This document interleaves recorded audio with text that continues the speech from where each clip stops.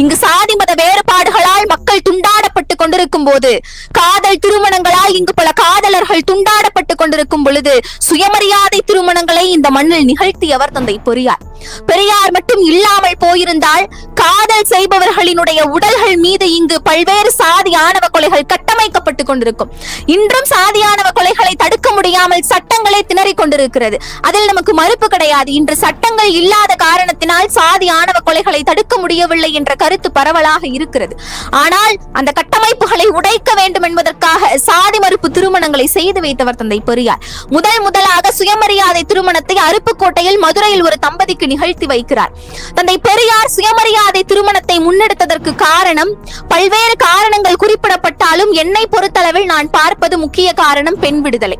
ஒரு பெண் தனக்கு யார் துணைவராக வர வேண்டும் என்ற சிந்தனை அந்த பெண்ணிற்கு உதிக்கும் பொழுது அதனை சுயமாக வெளிக்கொணர்ந்து அதன்படி அந்த நபரை திருமணம் செய்யக்கூடிய உரிமை இந்த சமூகத்தில் ஒவ்வொரு பெண்ணிற்கும் வழங்கப்பட வேண்டும். அதனை இந்த சமூகத்தில் எவர் எதிர்த்தாலும் சரி, யார் எதிர்த்தாலும் சரி, தன் கூட இருப்பவர்கள் கூட ஆதரிக்காவிட்டாலும் சரி, பெண்களுக்காக குரல் கொடுக்க வேண்டும் என்று முழங்கிய ஒரு புரட்சியாளர் தந்தை பெரியார்.